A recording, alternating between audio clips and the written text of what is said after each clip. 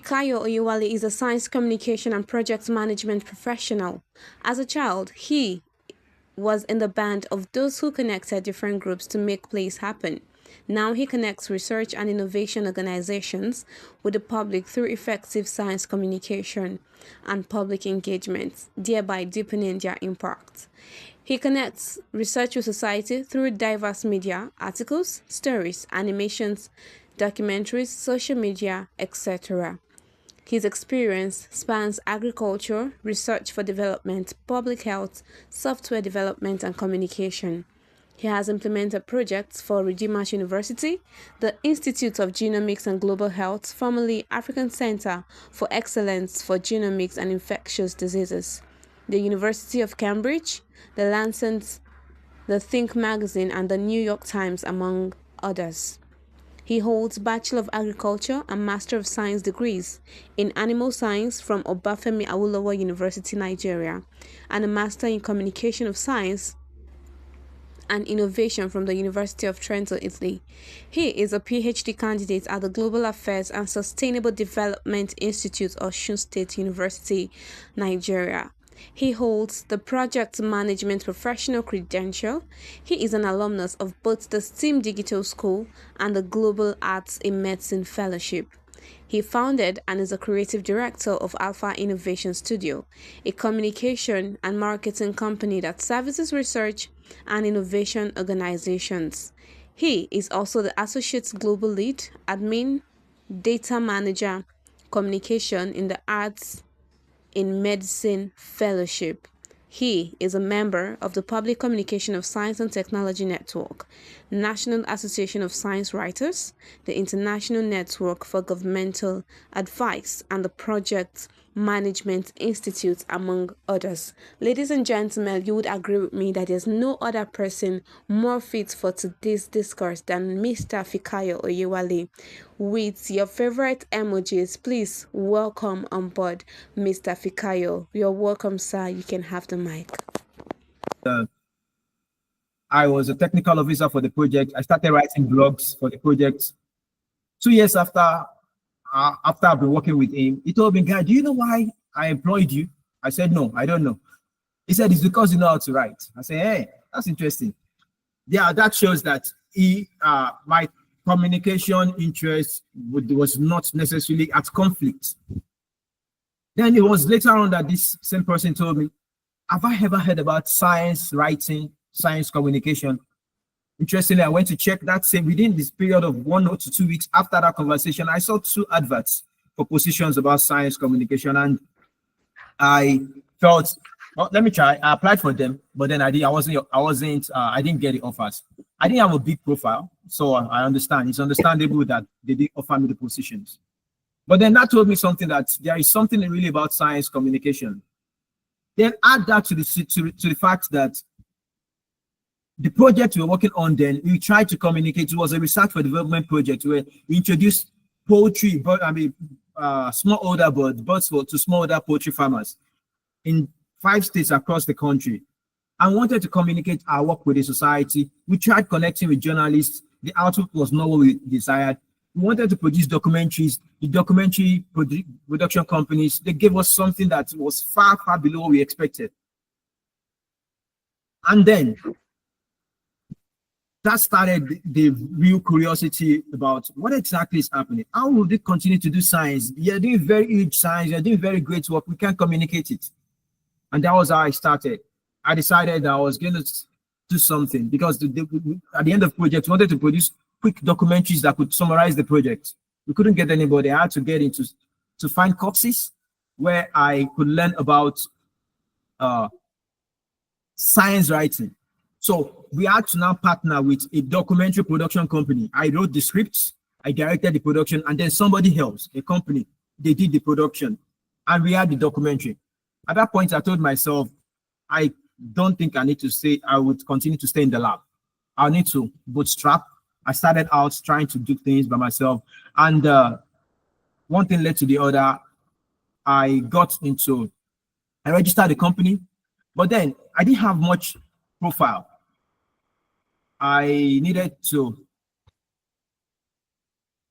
to get some things to show people, to show organizations that I can do this thing, I can help you.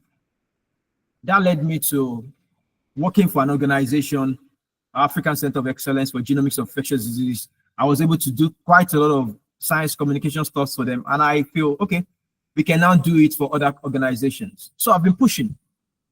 And here I'll be just sharing a few things about what I've seen and about how science communication and STEAM can help us in the academia.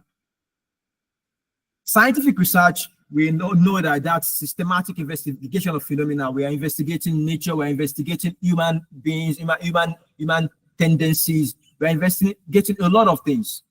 We are also investigating responses to situations. And anything, when in this conversation, please, let's note this. Anytime I'm talking about science, I'm not talking about natural sciences alone. I'm talking about everything that involves the scientific process. So that involves natural sciences, health sciences, social sciences, engineering, medicine, arts, humanities, anything. So as I talk about science, let us keep this in mind.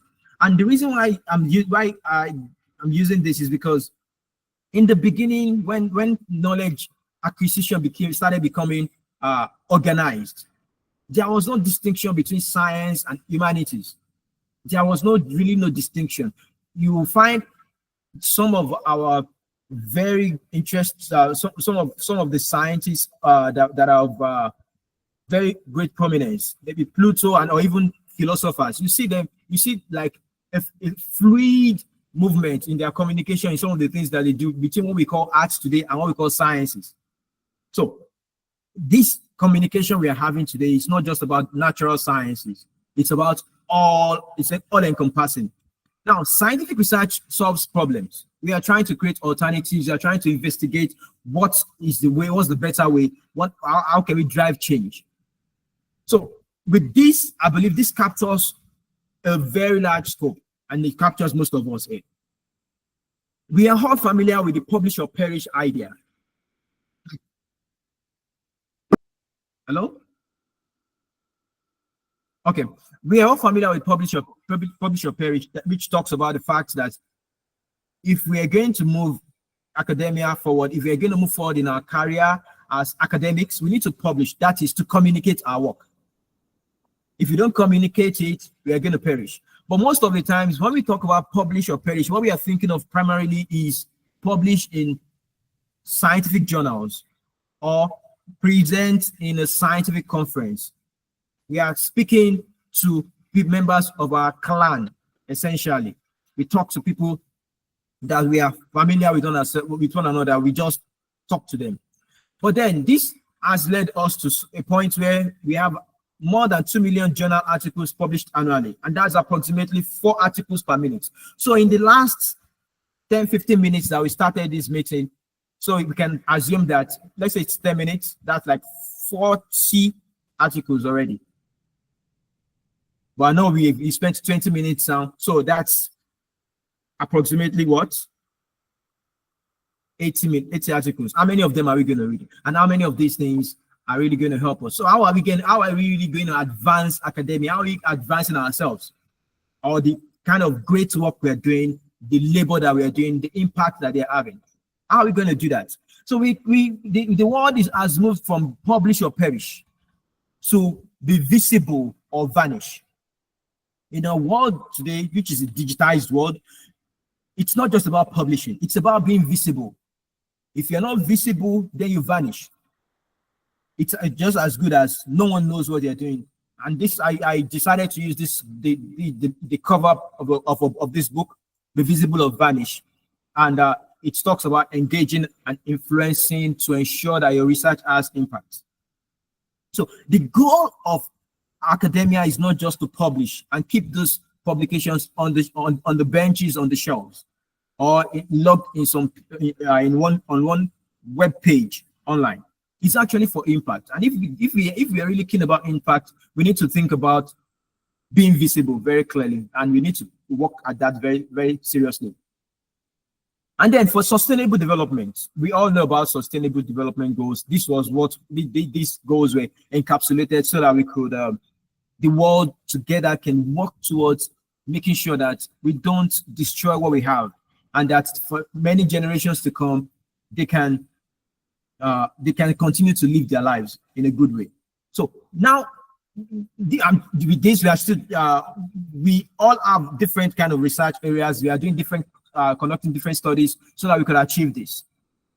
And now we go to science communication. What is science communication? Science communication is a variety of activities. They are most times activities. If they are not just activities, they are activities that lead to particular product. So science communication is a variety of activities that present scientific ideas. In science communication, we are presenting ideas, methods, knowledge, research, and output. We are presenting everything within this research ecosystem to a non-expert audience. That is, people that are outside the confines of of our particular field of study. And we are presenting it to them in ways that make these ideas accessible. They can access them, they can understand them, and they can make use of these things that we are presenting. This is a broad idea of what science communication is about. Let's not forget that the public, our published publications in scientific journal, that's also some kind of communications. I mean, science communication, but that is inward. We are communicating among ourselves. But in this case, we are communicating with non-experts, and these non-experts we're talking about doesn't mean illiterates. It means people that are not experts in that field. So, as an animal scientist, if my publication, if I'm presenting my science to a microbiologist who doesn't really know much about what I'm doing, I'm presenting it in a way that is accessible and understandable and useful to that person. What I'm doing is science communication. Even though that person is also a technical expert, is an expert in his own area, what I'm doing with science communication is making that knowledge accessible to that person, so that the person can be able to make good sense out of it. Now, what about STEAM? STEAM is basically bringing art into STEM, into science, technology, engineering, and medicine. And this actually goes beyond STEM. We can bring arts.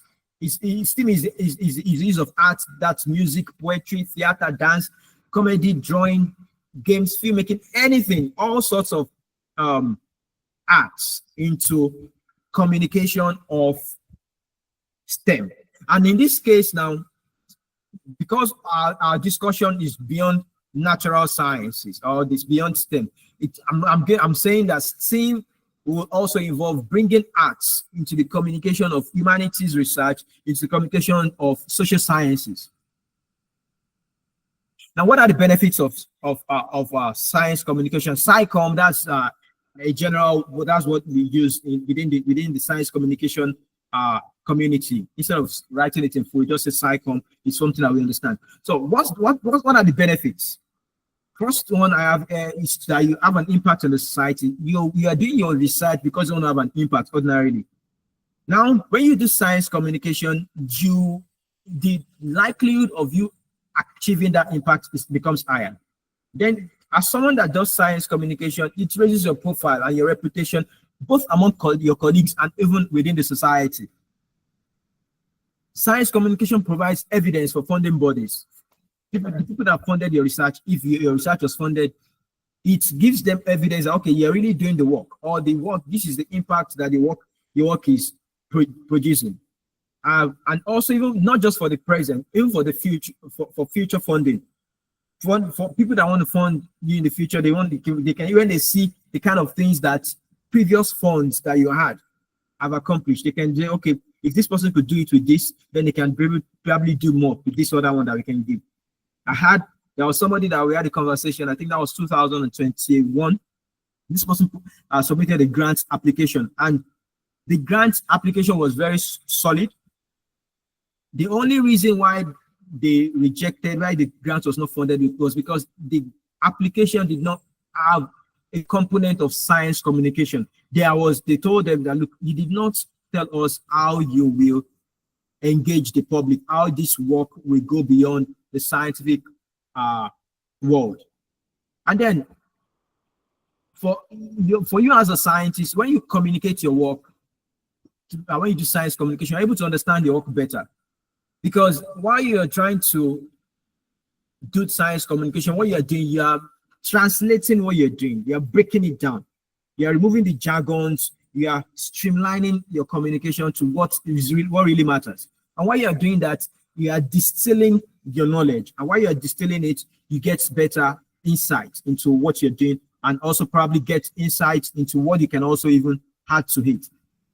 As you do science communication, you have new network, you have new contacts, because many people get to see you, and you don't know where those networks and contacts, what they will lead to. Definitely, most of the time, this leads to better opportunities for you. What about for the society? We are conducting science, we are conducting research for the society. When we communicate what we're doing with the society, then they're able to connect with what we're doing. They're able to connect with what they are not just like, well, I know there is an institution there, I know they do some work, but I don't really know what it's all about. They can connect what we're doing with the realities of the present world, or the realities that are present with them. And then they can be able to pick relevant research outputs. Because when you communicate science, you get feedback, then you can be able to tune your research better so that it can be relevant to them. And then it drives the society forward. For the society also, you have efficient solutions. There are challenges a lot of challenges. When scientists communicate their work, they know that they're able to identify what are the things what are better ways to get things done, and then they're able to do more. They're more productive, more efficient in terms of using their resources, and also even achieving whatever they want to achieve. We also have empowerment for influence.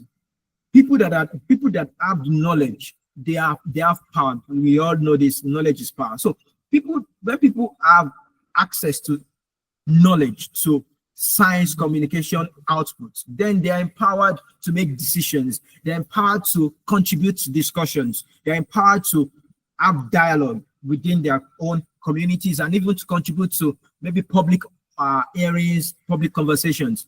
Also, it's for entertainment. You can have science fun, science comedy. You can see things that are interesting about science. I mean, there are a lot of ways that we can commit that, a lot of benefits of science communications to the society. I'm going to stop at this point and then move to this. This, you may not see this very well, but you should be able to see the top. That it's a publication, a bioinformatics. The title is VGEA, an RNA viral assembly toolkit. VGEA means viral genomes easily analyzed. This is a publication on the bioinformatics pipeline that was developed by some PhD students at SG, where I used to work. And when I saw this publication, I felt this is something interesting. But then, how do we talk about bioinformatics? How many people know about bioinformatics? How many people now even know about bioinformatics pipeline? In fact, before I even go to bioinformatics, how many people know about genomics? So I felt, and I wanted to communicate this thing. So I told myself, I would do this in a unique way. So I did science communication. I basically, more or less, I did same science communication. And I will show, this is it. I want us to watch this video. Julie is a final year university student. She has been allured by the possibilities available through bioinformatics over the last several months. A terminal research project involves the analysis of viral genomes. She's however stuck because most available viral assembly tools require paid subscriptions, huge computational power, and a reliable internet connection, all of which are beyond her present reach. Jade works with the National Reference Laboratory. With the COVID-19 pandemic, his unit now has the mandate to sequence the genomes of SARS-CoV-2 and other viral pathogens. He has limited knowledge of bioinformatics and is perplexed that he has to use separate tools for the different stages involved in analyzing the genomes. Welcome, VGEA. Viral genomes easily analyzed. VGEA is the first software for analyzing viral genomes. It was developed to help scientists from developing countries. It integrates existing bioinformatics tools for quality control, sequence mapping to reference genome, genome assembly and aggregation of results, among others, into a single pipeline. VGEA was designed to be deployable on the personal computer. After downloading the software, it works offline. Now, Julie can develop her skills without hassle while she prepares for postgraduate studies in bioinformatics and a career in the molecular design of drugs and vaccines. Jade can readily provide evidence to inform public health policies for his country. Everyone is happy about this. VGEA was developed by scientists at the African Center of Excellence for Genomics of Infectious Diseases, Redeemers University, Ede, Nigeria. Okay. Yeah, let's be just pause a while now. Let me pause and I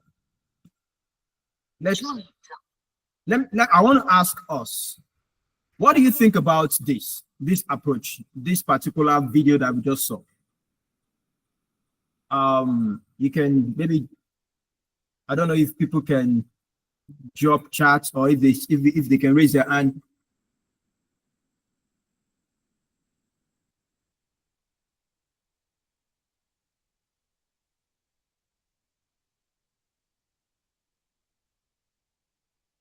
Hello, please.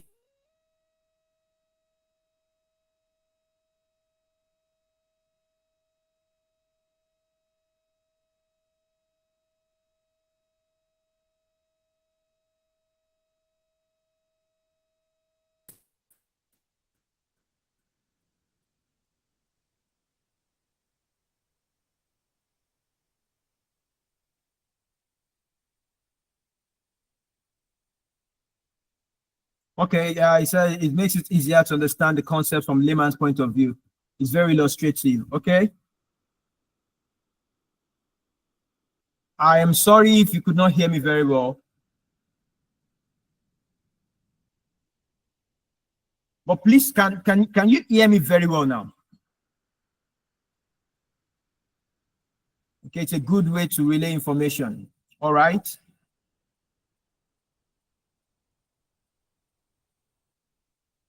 Okay, very good. So I'll continue the presentation. I just wanted to hear our thoughts about that. So if it was good for our publication, things like this will also be good for your own publication.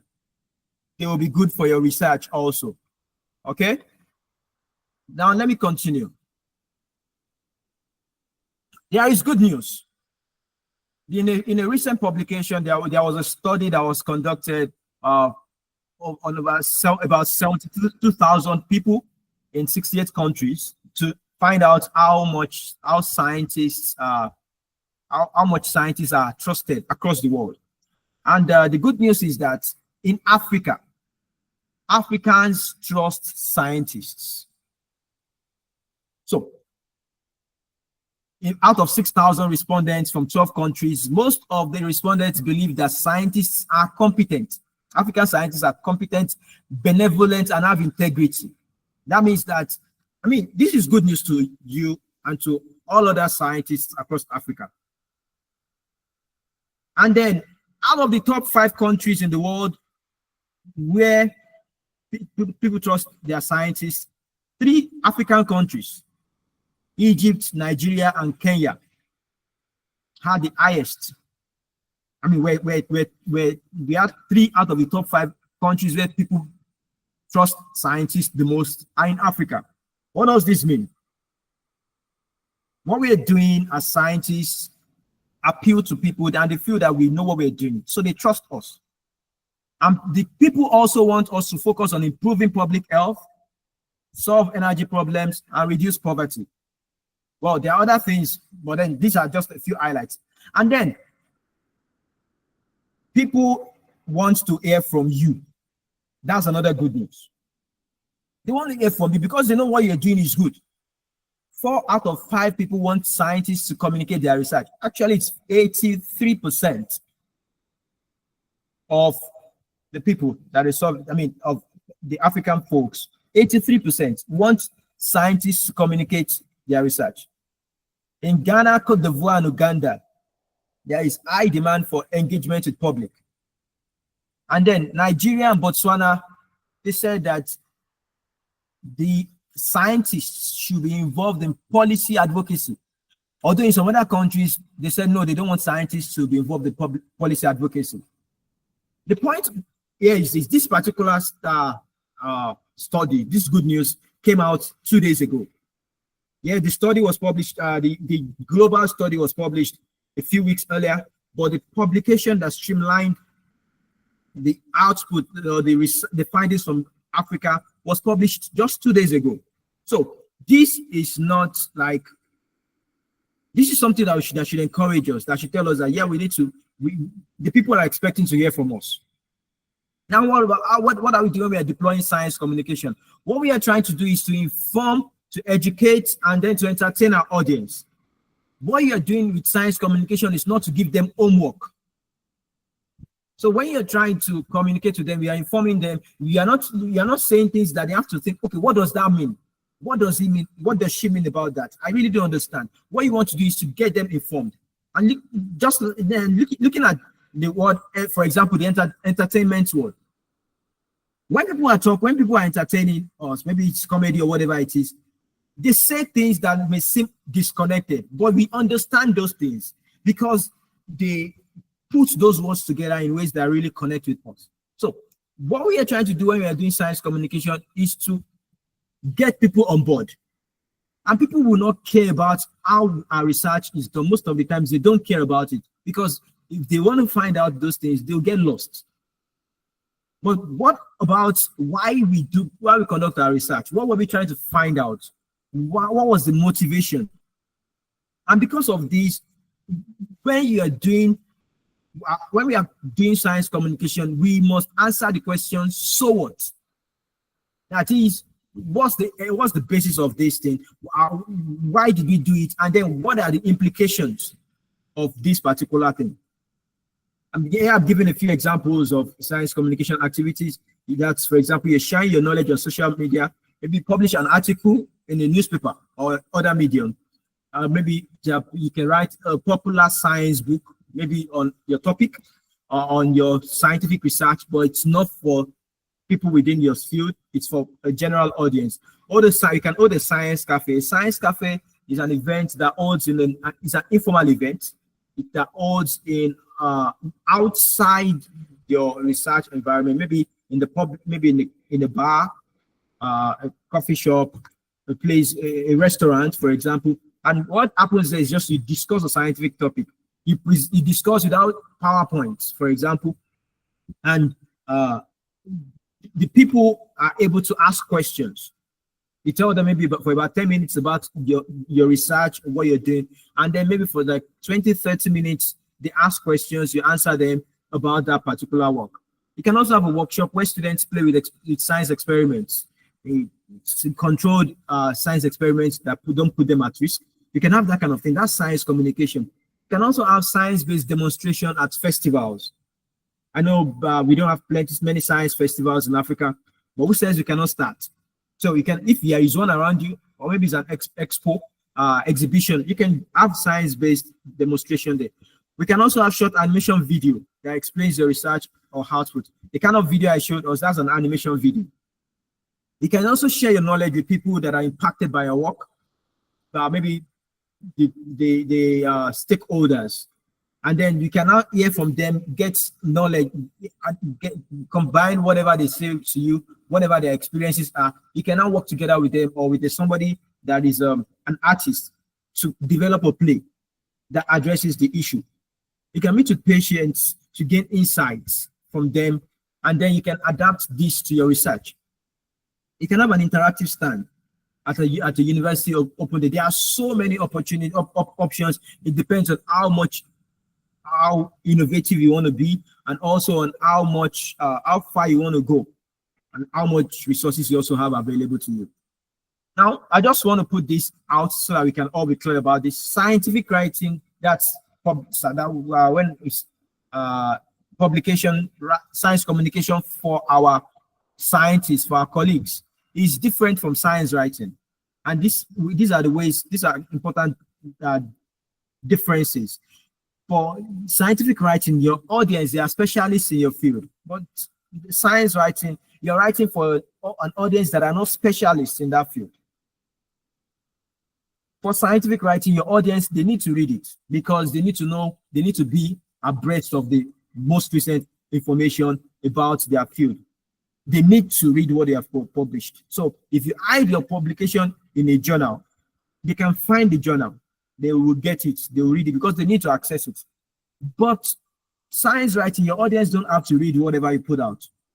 There are a lot of things that are facing them, maybe around them physically or online. There are a lot of things that are being pushed at them online. So they don't have to read your article. So you need to present it in a way that makes it appealing to them, makes them willing, make them in a way that makes them interested in reading or paying attention to whatever kind of content you're bringing out. When you do scientific writing, most of the time you start with introduction.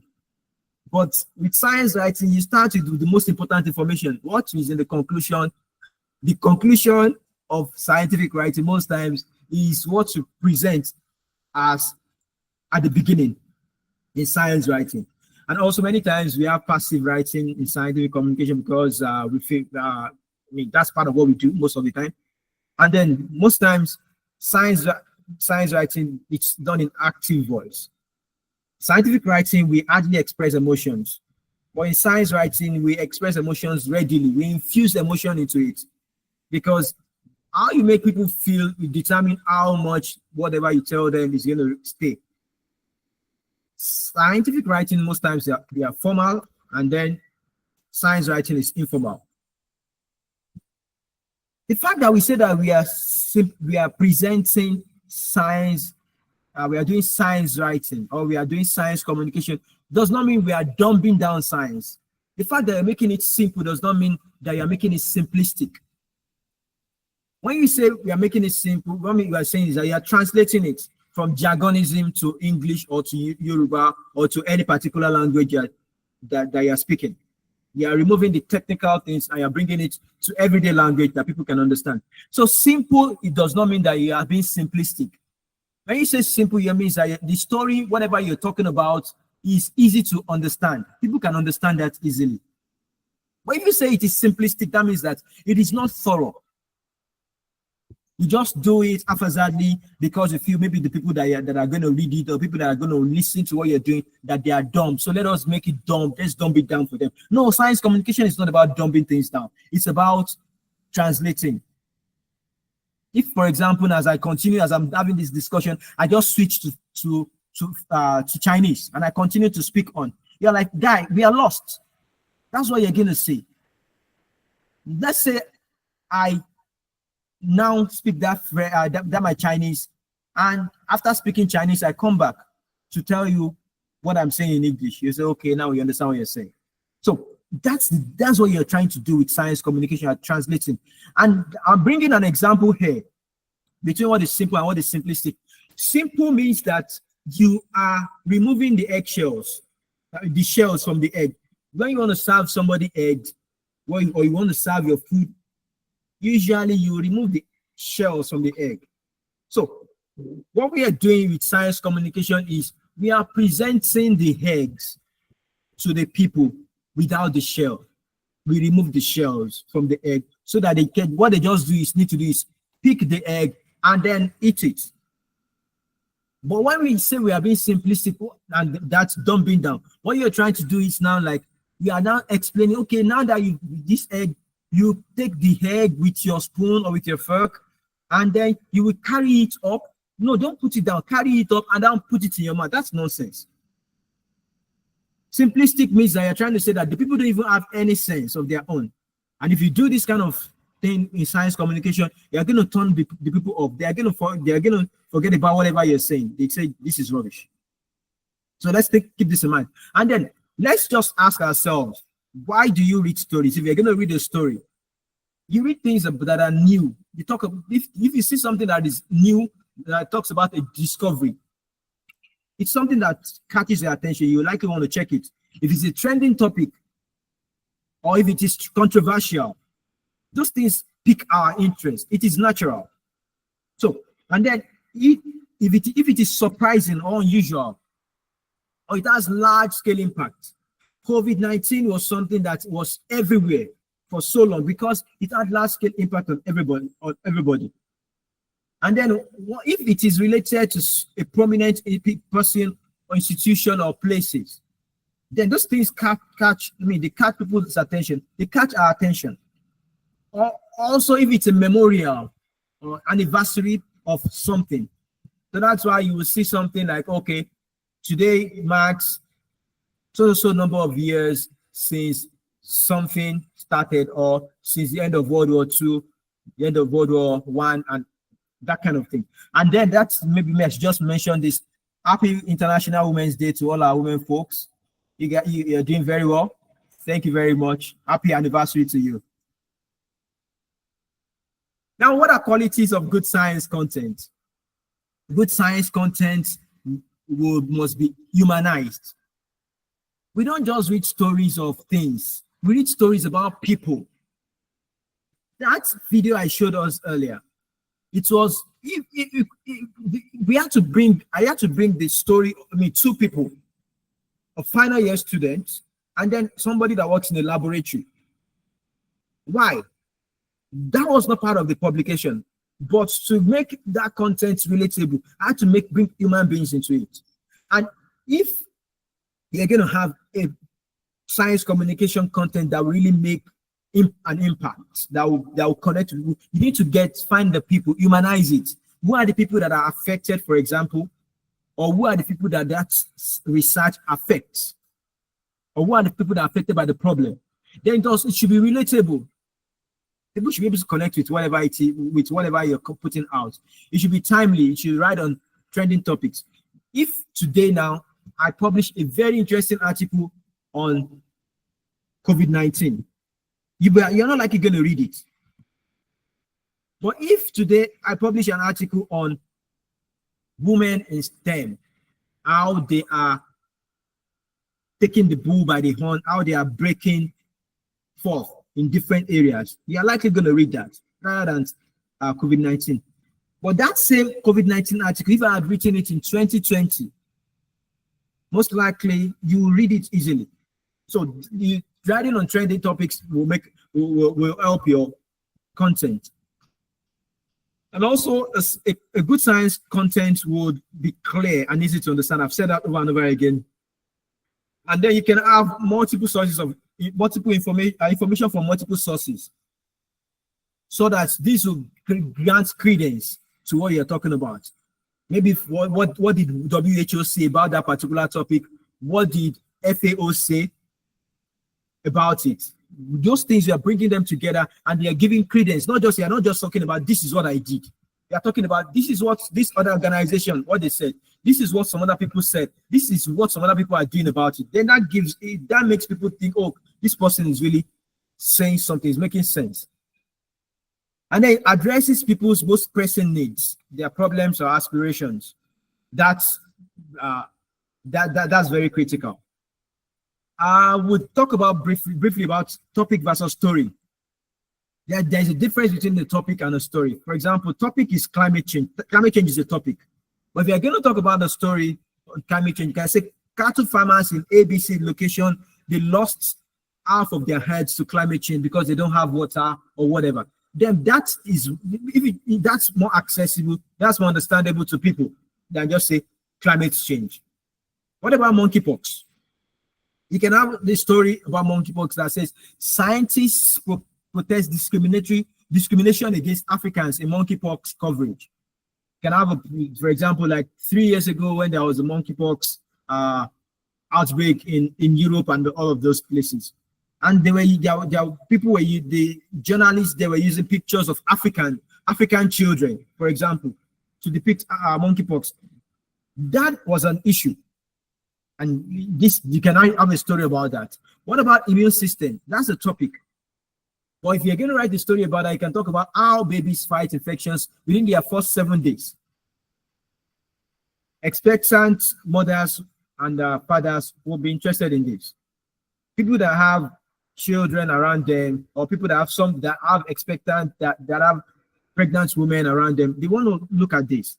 Or people that have seen a child die early in life, maybe within that period, they want to find out, they'll be interested in finding out about this. Then they are going to read it. How do we humanize science? Most of the times when we do our science, we are not thinking about human beings. I mean, about communicating with a human face. But the way to humanize the science or research is think about the people that are affected by the problem. Who are the people that are affected by the problem? Who are the people that are affected by the solution? Or who should be involved in solving the problem? Or who can be interested in the issue? If you can think about these people, you'll probably be able to figure out who you can highlight, how you can humanize it. You can now tie that story to any of these people. Now, tips that you should note when you're doing your science communication on your STEM, you should avoid jargon. Or if you have to use jargon, you must translate those jargons, technical jargons. I mean, those words that if you don't use them within your field, they will say, what kind of write-up did you write? You cannot use the technical words for this particular thing. Those technical words work within our scientific community, but they don't work when we are communicating with the public. So avoid them. Then make meaningful comparisons. Instead of saying, maybe if for example, you can talk about the size, if you are talking about how big something is, if you say the size of two football fields, it's easier to understand that than to say something square meter. It's only people that are within that space that will really understand that. Then use transitions to connect ideas or paragraph. That's when you're writing. Connect the previous thoughts with the next thought. And also use relevant examples and use statistics sparingly. It's good to avoid statistics when you're talking to the public because you will lose them easily. Then round up figures to fractions that people are familiar with. Use things like about, over, close to, nearly, approximately, a little above, a little more than. You noticed earlier when I was talking about the people that want us to, when I said people want scientists to talk to them, I said 4 out of 5. That was what the publication said was 83%. Why didn't I say 83%? Because I know that you get it better when I say 4 out of 5, rather than say 83%. So round off figures, you don't necessarily you avoid all percentages. I mean, 80% is 4 out of 5. You can understand that better than 83%.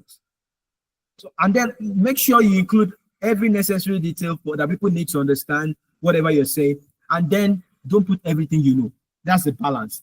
Add everything that people need to know, and then don't put everything you know about that particular topic. You're a specialist, you're an expert in that field.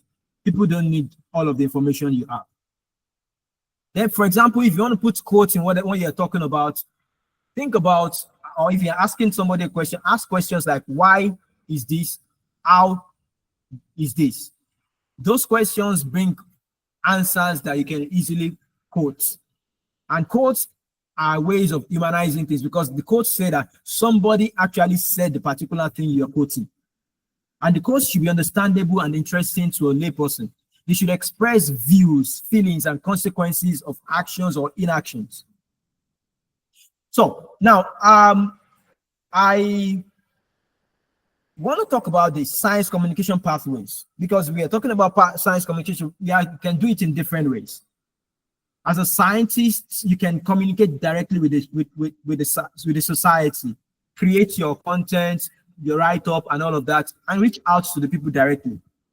Or you can work as a scientist with a science communicator. Maybe you engage the person, or maybe the person is within your organization.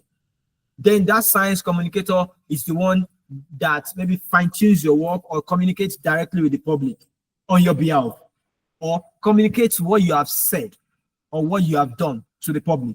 That's another pathway. The third one is as a scientist, you work with a science communicator, maybe the one you have engaged or the one within your organization.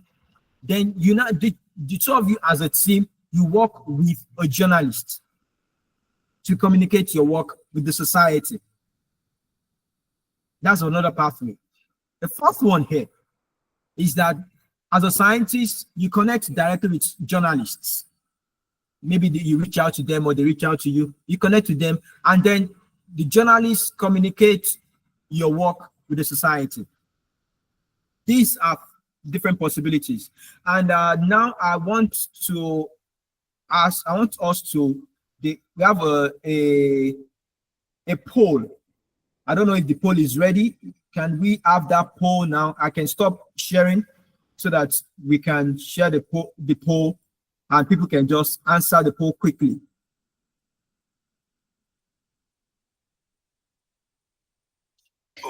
Yes, sir. The poll has been launched. We can check on the poll session and start voting, sir. And what that means is that the poll has been. Can the people see it? And you're going to share the answers too with us, or how? I think you should give us a link. Come on. Okay, I am not seeing the poll presently, maybe because I was sharing earlier. So I would like to know the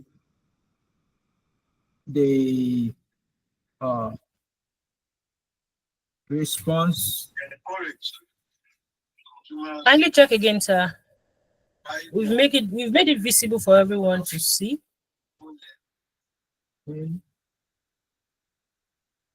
People are asking where is the poll.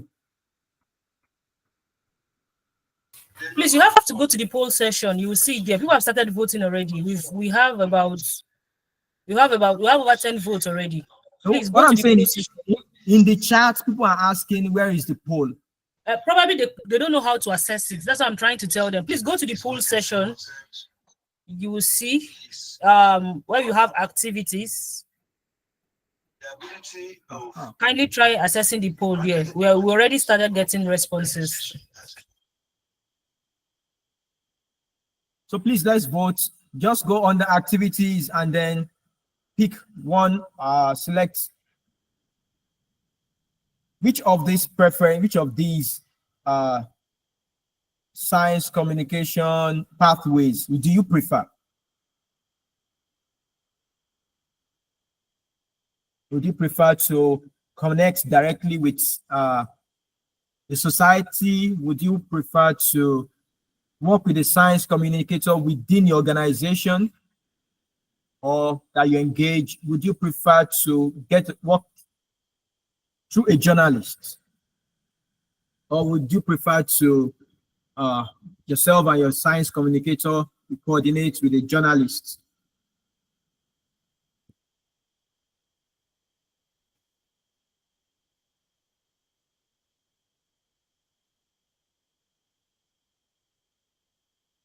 Yeah, votes are coming in.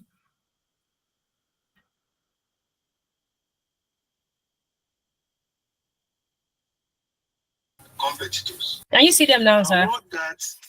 Yes, I can see them. All right, thank you, sir.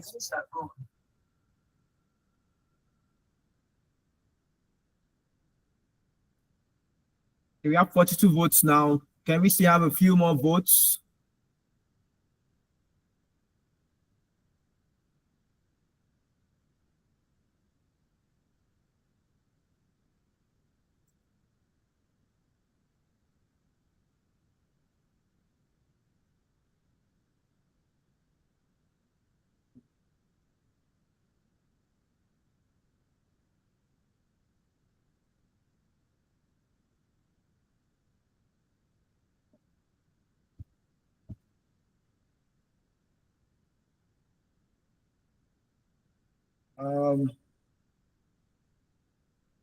Are we to accommodate people that have their hands raised now?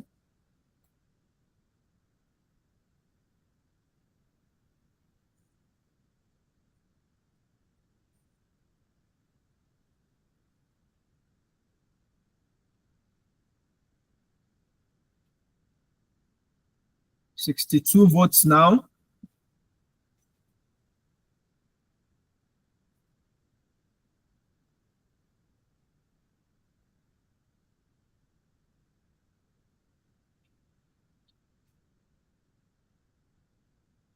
Many thanks to those who are helping with guidance on how to access the poll. I think we just wait for 1 more minute and then we will work with the results we have and we'll continue.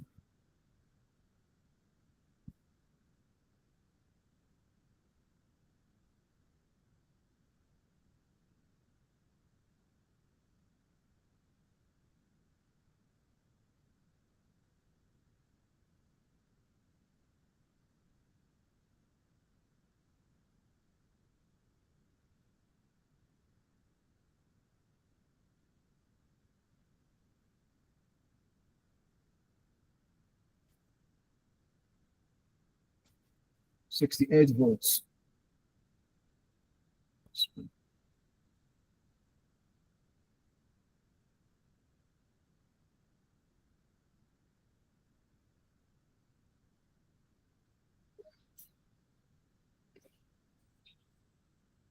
Okay, I think we can discuss the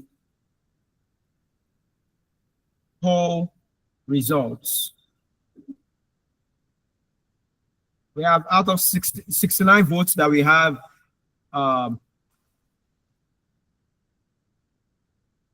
we said, how many? 69 votes. 20 of us said that we prefer to connect directly with the society. And then 29 said we would like to work with the science communicator. Oh, okay, now we are at 72. 29 votes for scientists connect with science communicator, and then they connect to the society.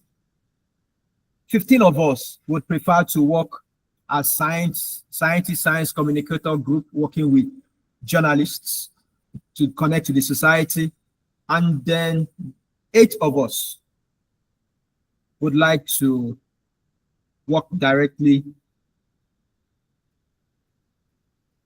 we work directly with journalists to connect to the society.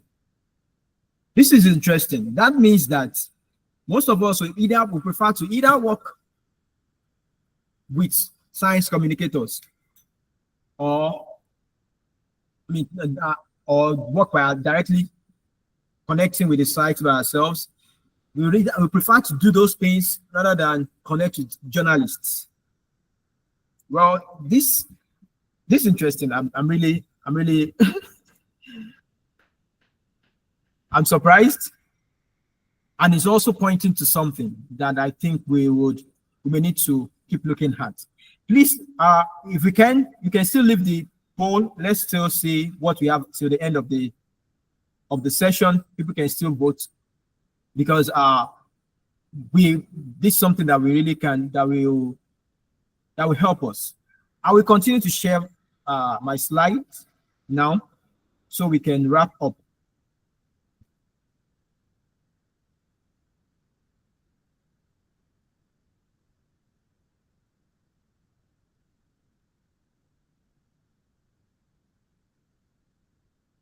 Somebody said they don't trust journalists. Okay.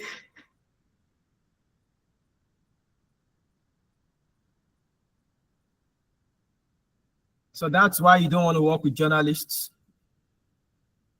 All right. I believe you can see my screen now.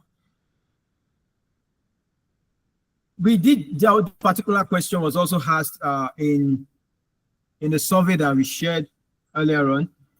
So we had just 28 respondents, and these are the thoughts. The survey was not like this. That one people could pick. It was a range of 1 to 4. What is their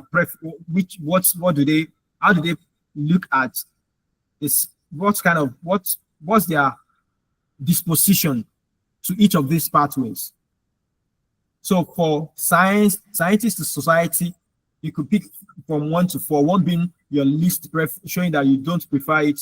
I mean, shows that you have the least preference, and then 4 saying that you have very good preference, very great preference for it. So these results we are saying they are for people that picked 3 or 4. That's positive preference to each of them. And for scientists to society, 18 people either they prefer it or prefer it very well. 18 people, 22 people either prefer. 22 people prefer the science communicator society pathway, and this is kind of consistent with what we just saw now, because these 2 pathways were still the ones from our from the poll we just did now. These 2 pathways also showed greatest interest among us. Also, scientists to science communicator, journalists, that at 17 from that survey, and then scientists, science journalists, society pathway at the list from that too. Okay, this would inform some things. I mean, at least from our end. I know that this is something that we need to really look at, and also from that survey, most of us said that we would like to identified or indicated the kind of trainings that we prefer. We would like to be trained. That's maybe online or hybrid. Now that's the conclusion of this session. Now, yeah, these are further learning. We have other tools. We are going to have the slide so that we can have access to these things. Some of the sources of the things I posted that I presented here. These are some of them. And there are 2 words, information and communication. Those 2 are used interchangeably most times, but they mean different things. Information is giving out. Communication is getting through. So while we are at science communication, we should not just think about giving out content, giving out ideas, giving out what we're doing. We should prioritize communication. We should prioritize getting through to the people that we are trying to reach. And let me just say briefly about Alpha Innovation Studio. I founded Alpha Innovation Studio because I saw the lack of science communication content, professional science communication service providers in Nigeria, and then even generally across Africa. And we are working with institutions to communicate their work, to cultivate innovation, and then to amplify their impact. You can see our website here. This is not a marketing space, but honestly, if you need to work with science communication professionals, or science communicators, we are available to work with you. All right, thank you so much, Mr. Fikayo. That was a wonderful presentation. Thank you so much. I'm sure everyone in class enjoyed it. I know we have a lot of questions already lined up. We'll make progress now to our question and answer segment. I know we have a lot of questions, and we will be giving us the opportunity to dish them out already. So if you have questions, let's kindly raise our hands. If we have questions, let's kindly raise our hands. When we get our hands raised, we'll be given the privilege of asking our question. Okay, let's keep our hands raised up.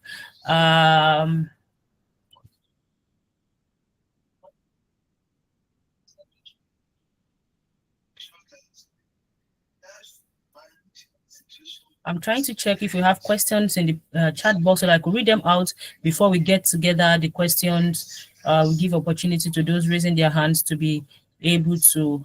Yes, the YouTube link has been shared. The YouTube link has been shared. Please, let's kindly check it out. Okay. Okay, is this a question? It says, you need a scientist to understand the science and the message to be communicated. Who would then feed the science communicator the true picture to communicate accurately to society? This is from Professor Aliyu Paiko. Mr. Fikayo, I don't know if you're there. I'll take the question again. It says, you need a scientist to understand the science in the message to be communicated, who would then feed the science communicator the true picture in to communicate accurately to society. I don't know if you got that, sir. Yes, I got it. I think Prof was passing a comment. He was passing a comment to say that, yes, the scientist needs to work with the science communicator because he's the one that knows the message, and then science communicator feeds it to the society. I perfectly agree with that. All right, so let's go ahead with our questions. Professor Ali, please, you can kindly unmute, sir. I see your hand raised up.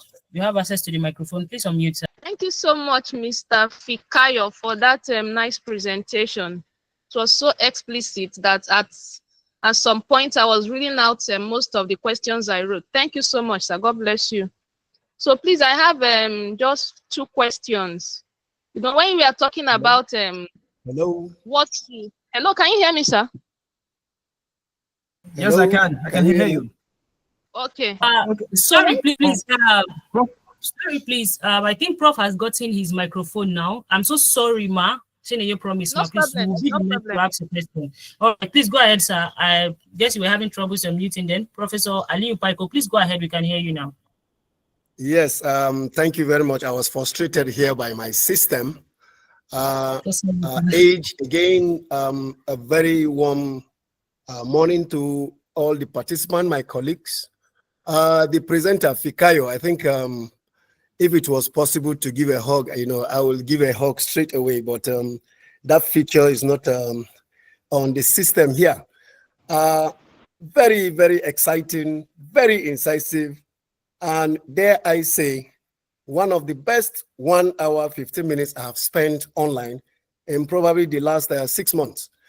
Thank you very, very much for this very incisive presentation. You see, why I'm very excited about this is because, forgive me, age, I have to take 2 to 3 minutes, to educate the academic world in Nigeria that science communication is actually one of the key problems we're having in the academia right now. I give you a scale of why Fikayo's presentation, I think, other than ask questions, let me use my professorial fiat to say that I don't think there's anything wrong with this presentation. It's very difficult for me. I'm a biochemist.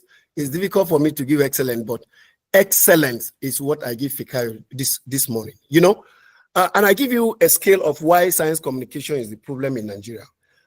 Precisely in 2020, around March, when the COVID started, so I belong to Asian Society of Science Editors, and we needed to do a conference, which was made virtual.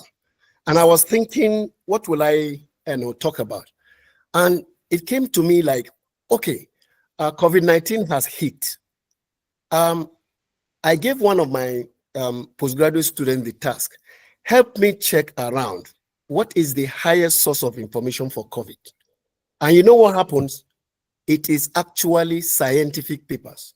To give you a scale, between January and April of the year 2020, just in 4 months, scientific publication on COVID-19 rose from about 42,000 to precisely about 84,000. And by July and October, science communication science publications about COVID rose to about 87,000. So what am I saying? The source of information for COVID are actually scientists who are doing their work and getting results. People were actually confused how to get information about COVID. COVID killed millions of people. Everybody was scrambling for information. But you know what? When we did another search to say, what are for people about scientific information, you know what we got? It was only social media. So imagine the scientists who are getting the results and are getting actually the data of what will help people to avoid COVID. Were really not communicating enough, even though they were publishing articles, and the articles were on the public domain. People were seeing them, but there was no way people were taking information from there. Why was this so? We understood there was a very big disconnect between scientific evaluation, scientific results, and actually what people understand out there. So because of this, it stimulated me into what do we need to do. So immediately, I did a search and I got to know that there is a science communication course offered by EIT Food and the University of Turin. It's available online. 3 hours everyday course for precisely 3 to 4 weeks, and you get your certificate. And this is how I went and became a science communicator. I got a certificate, and immediately you will know in age, I beg your pardon, that I have done a presentation. I am a freak when it comes to communicating with the public, especially about grant proposal writing. I now notice that one of the key problems when people discuss with scientists, we discuss with students, we don't really know science communication, and so students don't really know what we're talking about. Someone, a scientist, with a very good result evaluation, and at the end of the day, will not have the way to communicate it adequately out. And so it has taken me time to go and be a science communicator, and everything this gentleman has spoken about actually true. So please, I urge all students, what did I do? I didn't stop there. When NUC said we should switch from BMax to CC Max, that time I was the deputy vice chancellor in IBB University. I made it a compulsory topic for all science students that at least for 6 weeks, students must be able to pass science communication. So I have actually exactly what Fikayo has suggested, that we should use it to make policy. As scientists, we need to use science communication to make policy, such that when our students graduate, undergraduates, postgraduate students, they are masters of science communication, so that whatever it is, the information, like his statistics showed when he was talking about the issue of the good news. Like statistics show, Nigerians trust scientists, but the trust in scientists is not reflected in the information we churn out. And I see the gap to be that people don't actually know how to do science communication. And I say this is the first of its kind. I will urge academic and grant writing enclave to please bring back Fikayo again, so that he can talk about this probably from another perspective. We need to talk about this so much so that our students understand. There is so much information in Nigeria. There's nothing wrong with the scientific evaluations we're doing. We have so much publications, but at the end of the day, publications in journals do not speak to the people on the street. People don't understand what is going around, what we are doing in the universities. All the results we have, they are just in shelves, they are in journal publications. I am telling you, people need to learn science communication, and we should make it key in the curriculum. All science students must read 200, 300 level when they come to do research proposal writing or research proposal writing. They should also incorporate science communication. This is what we have done in IBB University. My university, Abdulkadir Kure University, I'm making it compulsory that all science students, be you medical, be you an engineer, be you anything that has to do with science, you need science communication to be able to communicate effectively to Nigeria. This is the only way that our results, our efforts in the laboratories, all the issues, so many people have developed so many apps, people have developed so many things, but communicating to get it useful for Nigeria is because, take it from me, is because people don't understand science communication. So I really thank you, H. I thank you, Fikayo, very much. I think we should exchange emails so that, I'm very interested in the organization you belong to. I'm already a science communicator. I have a certificate and I have seen it work. Age, you can testify. When I did my proposal writing, it resonated with over 5,000 people. It's one of the records we have on Age, and it's because I really went and did a course and understood science communication. And I believe all science students we cannot emphasize it less. So thank you for the opportunity, and congratulations, Fikayo. You have written your name today in gold. I have found a very good friend in you and all the people who have participated. Please tell your colleagues, if they didn't attend this workshop, they have really missed. I would like for us to talk about this again and again. Wherever it is, I have opportunity, I will introduce you to speak about it. I belong to so many platforms, and I believe that you should be publicized as much as possible. So thank you very much, everyone, and have a very good day. Thank you very much, Prof. I'm very grateful. I feel very honored. Thank you, sir. I don't take this for granted. When I saw your name, Pico, I'm like, wow, is it the same Pico where I had my NYSC orientation camp? Exactly. I feel greatly honored, sir. Thank you very much, Prof. I'm grateful for your offers. I'll be in touch, sir. All right, thank you so much, Prof. We'll move straight to our question and answer. It has never been a dull moment with Prof. Every time we have in our platform, it has been more from one knowledge to the other. We get a whole lot from his little words. Even if it takes 1 minute or 2 minutes, it's always packed. Thank you so much, Prof. And we do not take you for granted here in Age. Thank you for being a friend of Age and being here with us. We'll move straight to our question and answer. Chineye, promise, please go ahead with your question. Thank you for your patience. Okay, thank you so much once again. Thank you, Mr. Fikayo. God bless you. So my question is, when you are talking about the relevant things we can communicate. We talked about our findings, our research, our ideas, our knowledge, and the rest. So I want to know if we can equally communicate relevant reviews. You know, as academics, we also do review. It's not just about lab work. We also do reviews. So can we communicate the reviews when they are relevant to what is happening per time? Then I also want to ask, you know, when you were talking, you said that we should not use them jargons and we should not use them. We should make it simple. Then you gave an example of instead of using 83%, you can use 4 out of 5. So I want to ask, in the case of quantitative analysis, can we equally use charts to illustrate our findings so we can communicate it effectively? And if there is any application that we can use for the video animation, you can equally share it. Then please, this one is to Prof. Please, sir. Can you help us equally share the link to the online course? The online course you said you did on communication. Can you help us with the link? Thank you so much. God bless you. Mr. Fikayo, should we take all the questions so you answer at once? I think I can take. Let me. These questions. There are 3 questions from our question. Right. Probably I can just answer them. Okay, sir. Okay. Thank you very much, Chineye, for the questions. Our first one about communicate, whether we should communicate reviews. I think it's fine.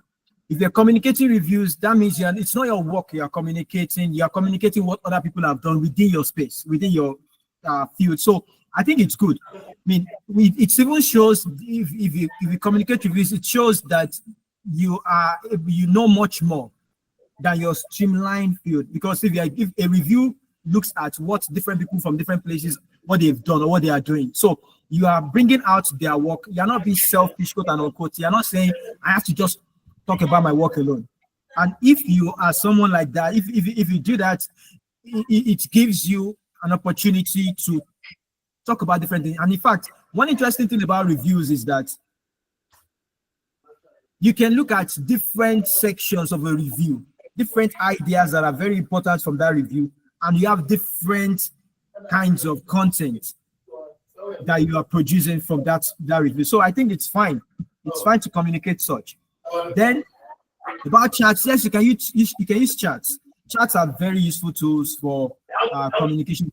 You can call them infographics, charts and infographics.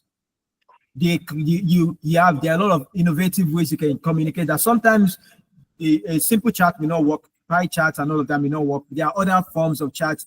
Sometimes you may need to really work with graphic designers that would so that I can depict these things, because as a scientist, you don't have many scientists that have this artistic inclination. So if you are going to produce something that will be very good, top of the range, you would need access to other people. For example, now I do graphics designs, I do video editing, I do those things if I need to do them. But ordinarily, I'll prefer not to do them. I'll prefer to work with people who have that as their core specialties. If I don't have a choice, I'll do them anyway, and it will still be fine. But I look at it that the kind of amount of time it would work I would spend doing that, I can do some other things. So in my company now, for example, I engage professionals in those different areas. If it's something I feel, oh, this is quite complex, or the kind of work I want to produce is something that I need somebody else to do, then I would probably just get somebody else to do that. Now, concerning the tool that I used for that video, for that animation, it says I used Video Scribe. I will post the link to that platform. Now, it's a paid platform, so it's a paid platform. It's a paid platform, so you can have access to it. Okay, I think that's all. Those are the questions you asked me. The other question was for Prof. All right, so we'll move to the next. Bon Glotech, please go ahead with your question. Okay, can you hear me? Hello, can you hear me? We can hear you, sir. Please go ahead. Thank you so much. Good morning, everyone. I join my voice in commending the speaker, Mr. Fikayo, for that excellent presentation this morning. Very inspiring. I just have 2 questions and a comment. Let me start with the questions first. The first question I have is concerning what have been bothering me. First of all, my name is Bonnie Alams. I'm a journalist for the past 25 years. I specialize in science communication, and I have a publication known as the magazine focusing on science communication based in Abuja here, and I relate with the African Academy of Sciences at all times. So my question to Mr. Fikayo is, at what point the scientist or a researcher start communicating his or her work? At what point? Is it at the point of conception, or the midway into the work, or at the end? I need that clarification from you, sir. The second one is, what should be the main motive or objective for science communication? If a scientist want to start communicating his or her work, what should be the main motive? I ask this question because I discover that most researchers in this country, most scientists go into research basically for academic promotion and not necessarily for product development. And I come to realize that it's only when we bring our research to impact on the economy, and to me, that's when we can make progress, or we can say we have made impact. So by this way, I'm talking of impactful science communication, that can, motivate or trigger interest from the society, especially the business community, to buy into the work, the researchers are doing. So I needed that clarification from you. What should be the motive in communicating science? And the last one, before I make my brief comment, is you mentioned science communication and science journalism. Now my question is, what are the difference and what are the similarities? Do you see any difference between the two? Or do you see any similarity between the two? Science communication, science journalism. Now my comment goes this way. Yes, like Prof said, that scientists need to start, need to sit up and start learning communication, how to communicate their work, instead of focusing on publishing their work in various journals and they bury it there. That's the end. Maybe when they collect that promotion or whatever. That's the end. It shouldn't be that way. You know, I see scientists to be one of the richest people in the world. You know, especially in this digital age now, scientists should be one of the richest in the world, especially in Nigeria. But that's not the case. You know, I don't see why the lawyers, the politicians are dominating the economy instead of scientists, because we are not doing enough, you know, in terms of pushing out solving problems. Because the essence of research or scientific investigation or evaluation is to solve problems. And we have a lot of problems in this country, in the area of agriculture, energy, name it. So the high time we start sitting up to communicate our work, the better for us. So, and again, I want to announce that my organization is collaborating with African University of Science and Technology based in Abuja here to organize a national conference on science communication. And by science communication, we also extend it to science commercialization, because we cannot stop communication without talking of commercialization, though this is communication that will trigger commercialization.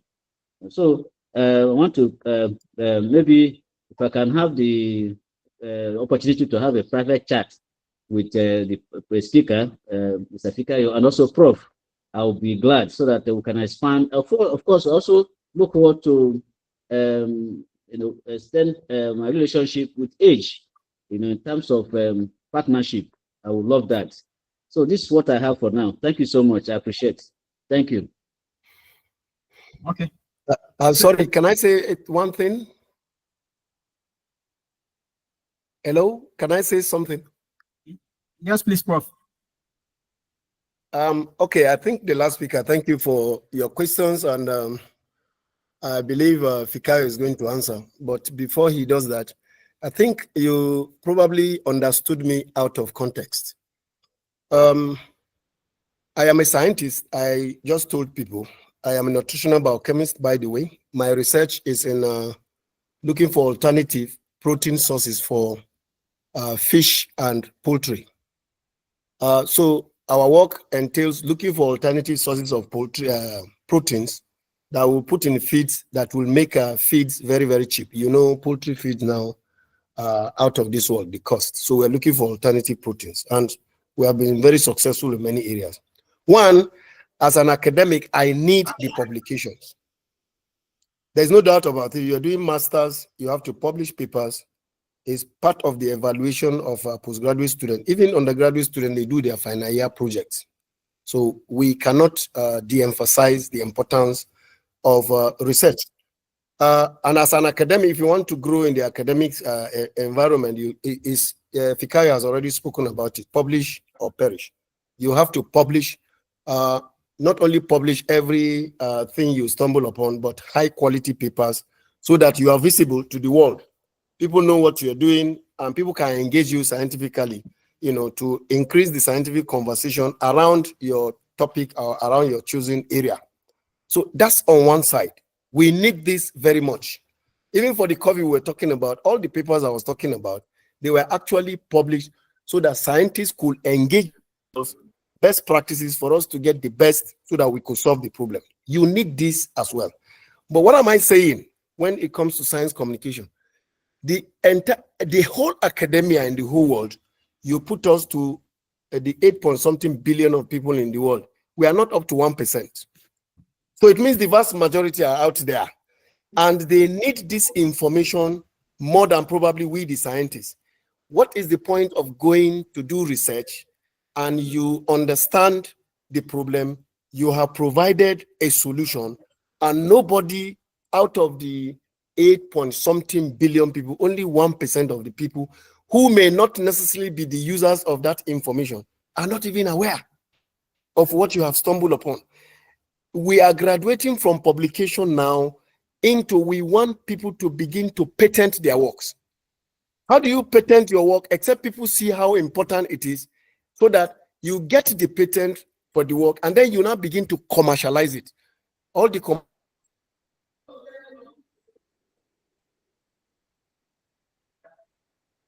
solution work, they have to understand it.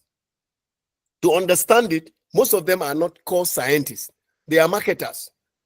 So you have to break it down using science communication so that everybody can understand what you have stumbled upon.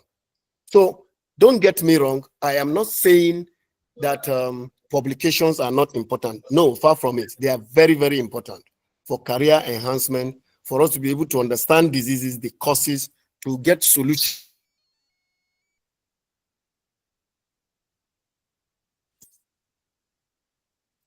Millionaires you're talking about, they are mostly marketers. Except they see something that is marketable, they will not be able to approach you to be able to start talking to you to commercialize the outcome of that your scientific. I hope that I have also, there was another question for me about the future. There are so many science communication and public engagement e-courses out there. I am not marketing this one. This one served my interest, the one I posted. I'm not a marketer for FutureLearn or EIT or University of Turin for this, they are courses. There are so many e-courses you type.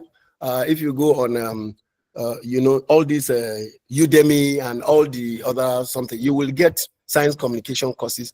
Spend 2-3 hours, within 3 to 4 weeks or 5 weeks max, you are finished. Although it may be costly, but it will be worth your salt. So thank you very much for the opportunity. Fikayo, I yield the floor to you. Thank you very much, Prof. Thank you so much. I would answer the questions now. At what point should we start communicating? It depends on us. There are people that will communicate when they are research, after they've published. I don't think that's the best. In fact, it depends on our approach. The conversation about science communication in the world has gone beyond just one way. It has gone beyond just communicating to engagement. There is what they call public engagement. There is also what they call citizen science. It depends on where you want to operate on that spectrum. Science communication is just the beginning. That, okay, you let them know what you're doing. Engagement means where you have them on board. You give them, you get feedback from them. Based on that feedback, they make suggestions to you and all of that. Their suggestions become part of what you form your research. Then there is the citizen science. In citizen science, the society, they are part of the decision about what should we study. They are the ones that are telling you this is what you should study. They are part of the design of the research. They are part of the data collection, data analysis crew or team. So where you are going to the area where you are operating, whether you are doing communication or public engagement or citizen science, that's what we determine. But for us, personally, I believe that if we are going to make good progress as a country, as a continent, as scientists in Africa, we must start with connecting. We must start connecting with people, communicating with people before we even start the research. Yes, I know there is this idea of, oh, okay, people can steal your idea. But then what about, let's say, talking to people about the problem, getting to the people over there so that they can share their what their problems are. If you highlight a particular problem as your research interest, without telling what's your approach to addressing that challenge, you can get people to start talking about that problem, what's their challenges, then you start engaging with them. That can inform how you do your research. So for me, communication should start from the beginning.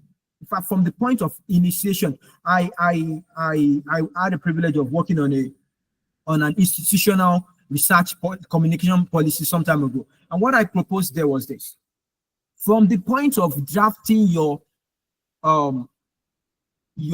project fund application, by the time you apply for grants, that is when you should incorporate science communication. If you need to communicate to the people, if it's a project that you need to engage the people on the ground, by that time, that's when you should start engaging with the people on the ground. Feedback from that communication, from that engagement, can be part of your grant application. You stand a better chance in that kind of situation. So it should be throughout the spectrum of your research. That's when you should communicate. then what should be the main motive for communication? It varies. We are different. We are different individuals. We are different institutions. So the motives, and even we also have different stakeholders. So our motive for communicating will vary based on these things. It can be that we want to motivate evidence-based decision making. If what we want to do is evidence-based decision making, that means that our communication will probably be targeted at policymakers. The way we are going to package communication content that aims to inform policy will be different from how we are going to package social media communication. The goal can be to increase public understanding of a subject, of a science or research. It can be that we want to generate acceptance for our particular area of interest. For example, if you're conducting studies on nuclear energy, and people are saying, oh, there is this, you can cause this and that. If the community where you are conducting that research, people start talking about, look, we don't want this kind of thing. It can cause fire. It can cause this. It can cause that. If you want to communicate, your goal in that kind of situation will be just to ensure that the public accepts your research. Maybe to increase visibility among your peers. I mean, as a scientist, it's not bad for you to be visible now. He said earlier, if you are not visible, you vanish. So it's okay for you to be visible. It can also be to enhance the level of trust people the public have in your work, in scientists, or in your institution. It can be to arouse public interest. It can be to secure funding. It can be that you want to fulfill the grant requirement. Maybe you already received some money and you need to. It's part of the things that they say you should do. So it can be that. It can even be to get new students, to show your institution as an institution that is very good. So you are using it to attract students or staff. What are the similarities between science communication and science journalism? They're about the same thing. But then I like to separate them in this way. Science journalism, what science journalists do is science communication. What science communication professionals do is science communication, but they are doing it from different angles. As a science communicator, if I have a client, I am trying to communicate from the perspective of my client. I'm trying to put my client's work out. A journalist is not trying to promote anybody. A journalist's work is to say, this is what is happening. They are not infusing their idea. Ordinarily, I mean, in ethical journalism anyway, they are saying, this is what is available, presenting it to the people, presenting the opportunities, the downsides, and all of that for the people to make their decision. But as a science communicator, what I'm trying to look at is, I'm trying to put the thing out. We've talked about marketing the other time. Sometimes or many times, one of what you do as a science communicator is to market the solutions that you have or that your clients have. And if I'm working in an institution, for example, I am bringing forward the activities, the deliverables, the outputs of the institution I work with. I'm bringing them out for the world to see. So my work is in that case different from that of a journalist. I have had instances that what way should I look at? I mean, I had opportunities. I saw a number of opportunities that they were for science journalists. I didn't want to be a science journalist because I know that there are quite a number of science journalists. I wanted to work on the side of scientists and of institutions because I know if these people are not, it is when they have a lot of outputs, at least a lot of their work being communicated, that journalists are likely going to pick those things up. So I had to stay on this side of science communication, even though I have what it takes. I have the skills of science journalism. And in fact, my understanding of science journalism has really helped me such that when I'm communicating for an individual or an institution, my communication is not like I'm praise singing. I stay on the point. I communicate what has to be communicated, leave the praises and the junks beside. And as Prof said earlier about courses, there are a lot of free courses in the presentation. There are some links there that I've shared, links for courses that you can take, which I believe are very good. Thank you very much. Can we have other questions? Yes, sir. Olayinka Buluwatife, please go ahead with your question quickly, please. Thank you so much, sir, for the wonderful presentation. Thank you so much, sir. Okay, so I have two questions, sir. Talking about disseminating information, that's communicating scientific writings and all. I would like to know a place where one wants to communicate another person's writing. Is it okay to go ahead and get the paper, and because you understand the content and the intention of the paper, communicate it without taking permission from the person? Where you can't take permission, will that be right to do that? Then the second question is it only published articles one can communicate? Like now, I understand the part of I think the last statement you mentioned out that one can start communicating even from the conception and all. But now a place where you want to give like what should I say it? How should I say it now? Like you want to give like results. Yes, what you want to communicate is results and finding that has been made. Is it just published articles one can do that for, or one can do that for trending informations that are not necessarily published? I'll cite an example here, sir.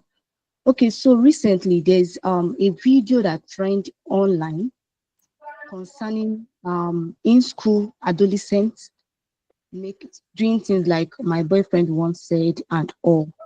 And for a researcher that is interested in adolescent sexual reproductive health, I went to the school because I was able to get the name of the school to know if any disciplinary action has been done against that act. Because when I called someone at Lagos, who happens to be an inspector for public school, she told me the same thing happened recently at Lagos. And they disciplined the students inside, but no information to communicate that actually these students were disciplined was brought to the public. And the only thing we have in the public was the video. Now the disciplinary action taken was not communicated. Then I was in between. Is it something I can communicate, like, okay, this video trending, it didn't just stop there. Students have been disciplined in that regard. Because when I went to the school, everybody were trying to protect themselves. Even the teachers, they were not so friendly like that because they thought I was a threat to them, coming to tarnish their school image and all. So I would like to know, is it only published articles that can be put to the public, or information like the example I cited now, sir? Thank you, sir. Okay, thank you very much for the question. Can you publish somebody else's work without their permission? Can you communicate somebody else's work without their permission? I would say, what exactly is your communication about? If, for example, I saw an article, okay, let me give this example. That I mentioned this paper that came out 2 days ago. Here now, if I want to, I can actually those two slides where I talked about people want to African scientists. Now, Africans want to hear African scientists, and that they trust scientists. If I want to publish, or if I want to write a story, or I want to put out something on that, I don't have to ask for permission from those people, because when I put that thing out, I'm still going to refer to it that this particular thing I'm putting out is from this particular publication, right? So in that case, I don't need to go and look for them before I put it out. In fact, the fact that I could just see that particular publication and then write about it or put something out about it shows that those people, probably their work makes sense. it has potential impact on the society. That's why I would find that thing. I'm like, oh, this thing is something I need to communicate. But the key thing here is this: I will not put that kind of thing out as if I conducted that research. I'll put it out and say that, oh, this particular thing was observed by this particular people. And with that, I think it's fine. Concerning unpublished data, well, I would avoid putting out unpublished data. Reason is this: one of the things in the scientific world, one of the things that give credence to our work is that it has been peer reviewed. So if our work has not been peer reviewed, I would be careful about it. I would probably talk about the updates, but I will not talk about the results like that. Or if I'm going to talk about results, I will say that, okay, these are preliminary results that we are finding. So it's clear that this is not the final. If anybody sees that kind of communication, you know that these people have said that, well, they are still looking at it. But when that particular content has been peer reviewed, then we can say, yeah, it's fine, it's good to go out. And this is just an aside. One of the things I encourage organizations that have maybe science communication units to do is, when the scientists are writing an article, when their article is going for publication, by that time, that's when the science communicator should be brought on board. Not to write the article, but to know that this thing is coming up. And they can have time to think through and to say, oh, how do we communicate this thing? What's the best way to get this word out and to have the greatest impact? Those are the things that's what I personally encourage, and I believe that's the best way to do it. Because if they know, by the time by the time the paper is accepted, especially when the paper is, if the communicator doesn't know anything about the paper, once you get it accepted, then the communicator should know, and they should start working on how to bring it out, so that once it is published online, the communication output comes out within 1 or 2 days. That is when the thing is fresh. Then you can really have traction based on that. Okay. Now, concerning this matter about the school that had an updated information, where there was an update to the incident that went viral. You want to be careful about it. Reason is this: you said earlier that when you went there, they were even thinking they felt that you were antagonistic to them. It would be good to get their permission before you do that kind of thing out. In fact, ordinarily, if the school is thinking, if the school is really looking at the school ordinarily should find a way to get that information out, but they didn't. So if you want to do that kind of thing, I'll prefer that if I'm the one, I'll reach out to them that, look, this thing has gone out this much. We need to get something else out. We need to get the updated information, the other side out, so that your school's image will be mended. If you tell them that, you can put that information out, and if they agree with you, even though if they say that they are not giving you that assignment, you can still put it out. That will just be your capacity as an individual that knows something. Now, okay, I actually found out, I actually investigated this, and I found that the school really took some actions on these particular children.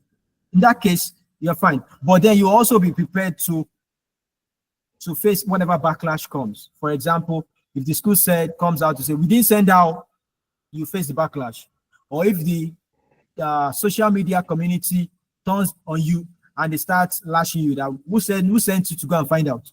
I mean, because social media can be complex sometimes. So you'll be prepared to face those things, and that's fine. Thank you.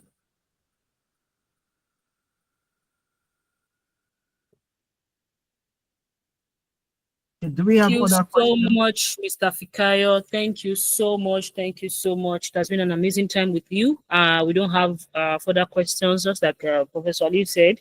The teaching was quite explicit and understandable, and we've gotten a whole lot of knowledge from the little time we've spent with you. Thank you so much. It was a pleasure to host you, and we believe we'll be able to do this again in the future, as the topic is one that is quite necessary for a time like this. So thank you so much, sir, for your time, for your availability, and for pouring out yourself to us today. The poll, you've not checked on the poll again, sir. So we just close it up. Let me just check it now. I think last time I checked it, there were 75 responses. Okay, I think we have 78 now. 78 now. Yeah. Okay. I'm actually taking I'm adding the poll results to the presentation so we can see to the presentation I'm going to send to us, so we can also have access to it, at least look at it from our end. You can close the poll now, please. All right. So thank you so much, sir. I just saw a question in the quick Q&A section. What does it take to become a science communicator? Okay. Can I quickly answer that? Yes, please. It takes desire, it takes passion, basically. Once you have the desire to be a science communicator, you are good to go, because there are a lot of resources around. And one of the interesting things I've even seen about the science communication community globally is that there are a lot of people that want to just support you. They are interested in you because you want to be a science communicator, and they are interested in sharing as much as they can with you. So there are free courses. Prof has said that, I also said it. So there are free courses you can take, you can learn. To a good extent, if you might have been doing science communication even somehow, but you don't know. But to be a skilled science communicator, you need training, you need to learn, and you need to practice.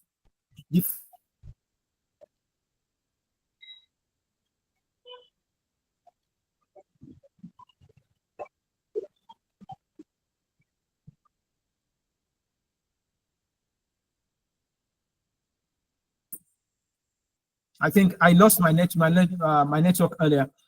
I was saying that if you learn a lot of things and you don't practice the things you've learned, you cannot be a science communicator.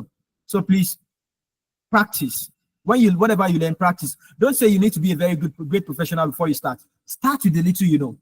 Create a small social media, maybe it's a Twitter post, small one. Create it, share it with people. Let them give you what they think. Then improve, continue to improve, learn and practice. I think that's what it takes. I told you I bootstrapped personally. I had to take free courses until I was able to start taking paid courses.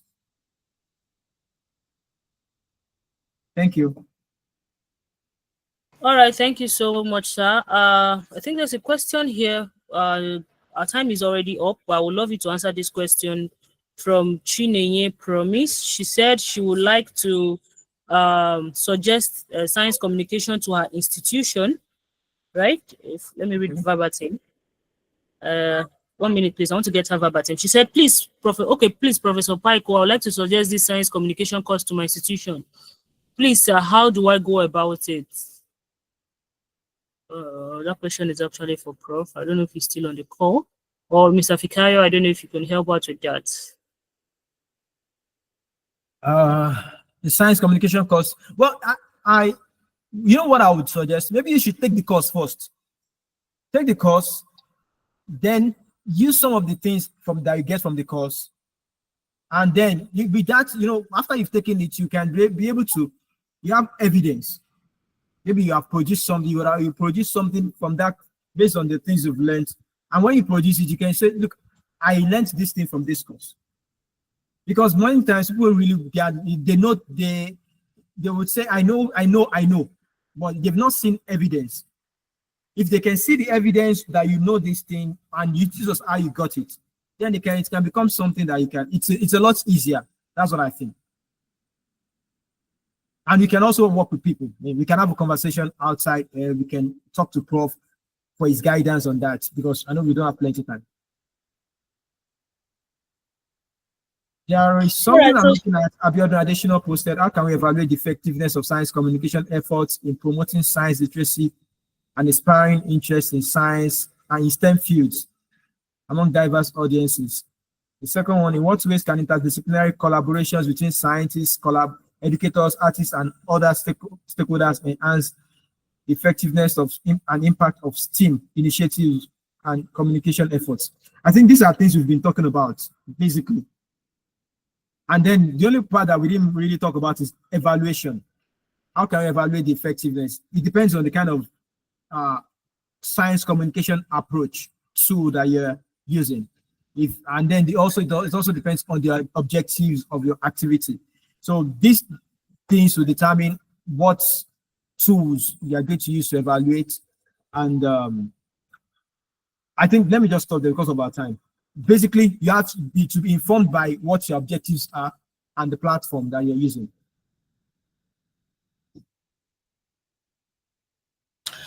Mr. Fikayo, thank you so much. Thank you so much. Thank you so much for your patience in answering questions. It's actually very commendable. Thank you. Thank you so much.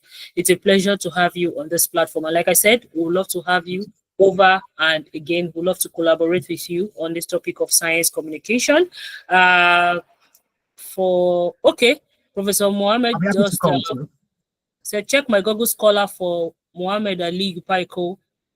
I think that you can contact him there, or you can get to see. Okay, Prof. Somebody was saying I should share some of the research findings from my work. I'm just referring, just Google Mohammed Ali Upaiko, my Google citation. You'll see a lot of publication on that. I was just responding to that. Sorry. Thank you. All right. Thank you so much, Prof. Thank you Interestingly, so much. My first degree and master's research projects were on replacing fish meal. We'll talk to you about that later on, sir. Oh, interesting. Thank you so much. We have so much in common. I'm so grateful. Thank you, Prof. Thank you so much, Professor Paiko. Thank you so much, Mr. Fikayo. It's a pleasure to have you all in the class, in the meeting today. And we had a very beautiful time.